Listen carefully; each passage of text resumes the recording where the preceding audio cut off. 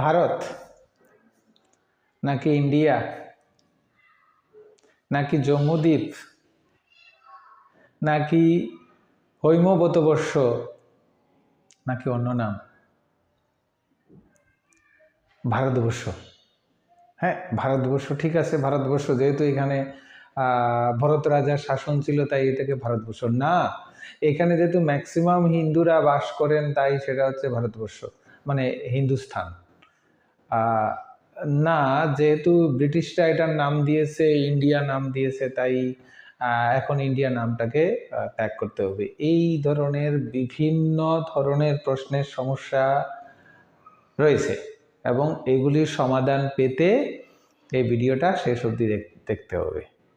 আমি এই ভিডিওতে ভারতবর্ষের নাম কি, আমরা ভারতবর্ষ যেহেতু আমরা থাকি, এই দেশ আমাদের মাতৃভূমি, আমরা এই দেশের নাগরিক, তো আমাদের সবচেয়ে বড় যেটা দরকার সেটা হচ্ছে এই দেশের নাম সম্পর্কে জানা। বলে না বাবু মশাই, নাম মে বহুত কুছ রাখা है, নামই সব কিছু। যাই হোক, ভিডিওটা শুরু করা যাক। আর অবশ্যই যদি ভিডিওটা দেখে ইনফরমেটিভ মনে হয় লাইক করবেন, শেয়ার করবেন, আর অবশ্যই সাবস্ক্রাইব করে বেল আইকনটা চাপ দিয়ে রাখবেন। ওকে, তাহলে শুরু করা যাক। ভারতবর্ষ, সংবিধান, ভারতের সংবিধান ইন্ডিয়ান কনস্টিটিউশন। আর সংবিধানের শুরুতেই লেখা আছে India that is Bharat, India that is Bharat. আবার বলে ইন্ডিয়ান কনস্টিটিউশন, আবার বাংলায় আমরা বলি ভারতের সংবিধান। তাহলে ইন্ডিয়া দ্যাট ইজ ভারত। ওকে, তাহলে ইন্ডিয়া সাপোর্ট করলে কি হয়, ভারত সাপোর্ট করলে কি হয়, এগুলিকে বিভিন্ন তর্ক রয়েছে। আর কিছুদিন আগে তো রাজনৈতিকভাবে সরগরম হয়ে গেছে। আবার আমাদের কিছু রাজনৈতিক ব্যক্তিত্ব ভারত নামের সঙ্গে নিজের গর্ব জুড়িয়ে দিয়েছেন, ইন্ডিয়া নামের সঙ্গে ব্রিটিশদের জুড়িয়ে দিয়েছেন। যাই হোক, এই ভিডিওতে আমি এটা চেষ্টা করব যে প্রত্যেকটা জিনিসের সমাধান দিতে। বিশ্বের সর্বাপেক্ষা সুপ্রাচীন, মহান, সুবিশাল দেশের প্রতিভূ আমাদের দেশ ভারতবর্ষ।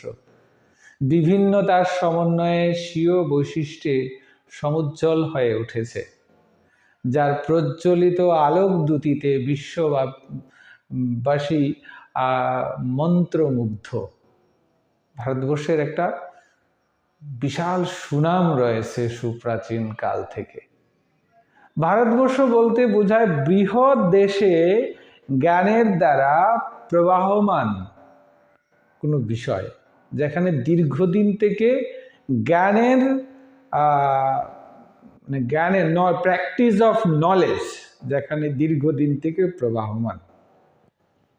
তাহলে সেই এক এক করে আসছি আমি যে ভারতবর্ষের নাম আমরা কোন কোন জায়গাতে দলিল হিসাবে কোন কোন জায়গাতে কিভাবে পাই। প্রথমত হচ্ছে বায়ু পুরাণ। বায়ু পুরাণে আমরা ভারতবর্ষের নাম পাই হৈমবতবর্ষ। হৈমবতবর্ষ বায়ু পুরাণ অনুসারে নাম। আবার এই শ্রীমদ্ ভাগবত গীতায় বা শ্রীমদ্ ভাগবত পুরাণে আমরা পাই অজানাব বর্ষ। তাহলে অজানাব বর্ষ, হৈমবত বর্ষ, এগুলি ভারতবর্ষেরই নাম। আর মৎস্য পুরাণে বলা হচ্ছে রাজা ভরত এখানে দীর্ঘদিন শাসন করেছেন, তাই তার নামানুসারে এটা হচ্ছে ভারতবর্ষ। এই তো গেল ধারাবাহিকভাবে আমরা তিনটা নাম পেয়ে গেলাম। মহাভারতের বিশ্বপর্বে দুষ্মন্ত শকুন্তলার পুত্র ভরতের নামানুসারে বলা হচ্ছে এই দেশ ছিল ভারতবর্ষ।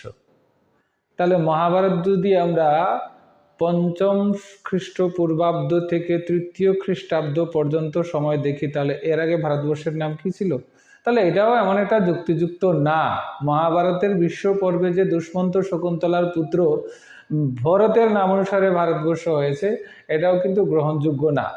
তাহলে বিষ্ণু পুরাণে একটা শ্লোক খুব সুন্দর লেখা আছে, উত্তরাযৎ সমুদ্রস হৈমাদ্রিশ্চৈব দক্ষিণম বর্ষং তদ ভারতং নাম ভরতি যত্র সন্ততি।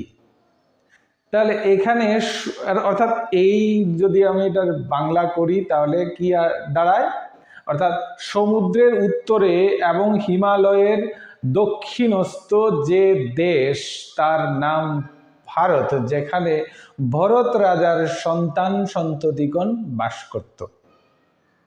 তাহলে এখানেও বলা হচ্ছে যে ভরত রাজার সন্তান সন্ততি, মানে আমরা হচ্ছি ভারত সন্ততি। আর ঋগ্বেদে রাজা সুদাসের ভরত গোষ্ঠীর নাম অনুসারে এই দেশের নাম হয়েছে ভারত। এটা ঋগ্বেদের একটা মণ্ডলে পাওয়া গেছে। পালি সাহিত্যে বলা হচ্ছে জম্বুদ্বীপ, অর্থাৎ ভারতবর্ষকে জম্বু পাতার সঙ্গে, জম্বু গাছের পাতার ন্যায় তার ভৌগোলিক কাঠামো, এর জন্য ভারতবর্ষকে বলা হয় জম্বুদ্বীপ। তাহলে এই তো গেল আরেকটা বিতর্ক।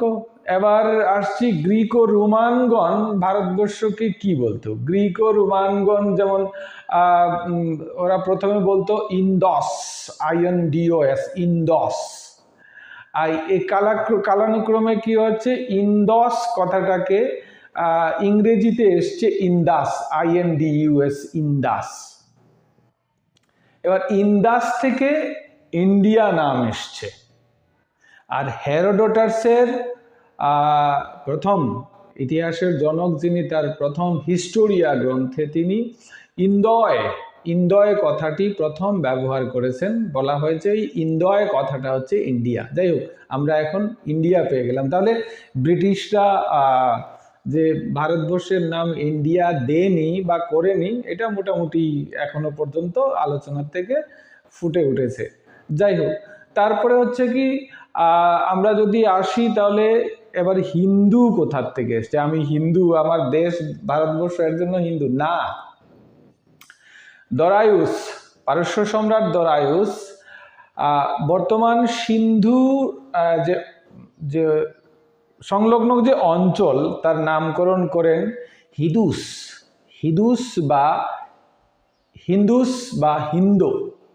এই হিন্দোর থেকে তারপরে হচ্ছে মানে সিন্ধুর থেকে হিন্দু, এবং তারপর সেটা এসছে ইন্দু বা হিন্দু, এখান থেকে এসছে হিন্দুস্তান।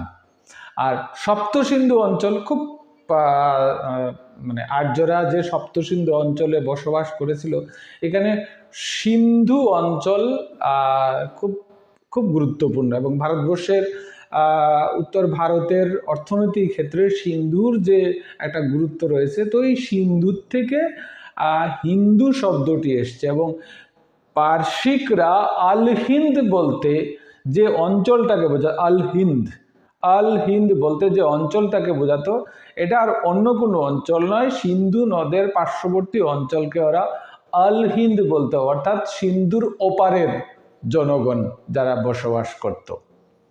তাহলে হান বংশীয় দূত জাংকিয়ান সিন্ধু নদের এলাকার নামকরণ করেন সেন্তু, তিয়ানচু। তাহলে ভারতবর্ষের নাম সেন্তু, তিয়ানচু, চেন্তু, এগুলিও আমরা ভারতবর্ষের নাম আমরা পাই। এবার হুদুদ আল আলম 10ম শতাব্দীতে তার হিন্দুস্তান, এই যে হিন্দুস্তান শব্দটা পাওয়া যায় হুদুদ আল আলম গ্রন্থের। অ্যাকচুয়ালি এই গ্রন্থের লেখককে আমরা জানি না। গ্রন্থটার নাম হচ্ছে হুদুদ আল আলম গ্রন্থ। এখানে হিন্দুস্তান শব্দ দ্বারা সমগ্র ভারতবর্ষকে বোঝানো হয়েছে। পারসিক আল হিন্দ থেকে হিন্দ শব্দটা নেওয়া হয়েছে। তাহলে জাতি, ধর্ম, সম্প্রদায়ের সঙ্গে ভারতবর্ষের নামের কোনো সম্পর্ক নেই। আর এই পুরো ভিডিওতে আমি একটা জিনিস উল্লেখ করিনি, সেটা হচ্ছে কোথাও ব্রিটিশদের দ্বারা ইন্ডিয়া নামটা দেওয়া হয়েছে আমরা কোথাও পাইনি। এখানে আরেকটা জিনিস হচ্ছে কি, RS শর্মার এনশিয়েন্ট ইন্ডিয়ান হিস্ট্রি ভলিউম 1-এ তিনি বলেছেন প্রাচীন ভারতে বিভিন্ন জনগোষ্ঠী বা কৌম ছিল, এখানে কয়েকটার উল্লেখ করেছেন তিনি। যদু, কুরু, সৃজয়, অনু, তুর্বস, পাঞ্চাল, ভরত। এই যতগুলি নাম বললাম এই সবগুলি হচ্ছে জাতিগোষ্ঠী।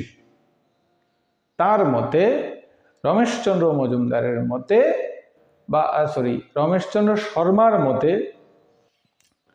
এখানে ভারতবর্ষ বলতে ওই ভরত একটা গোষ্ঠী এবং তার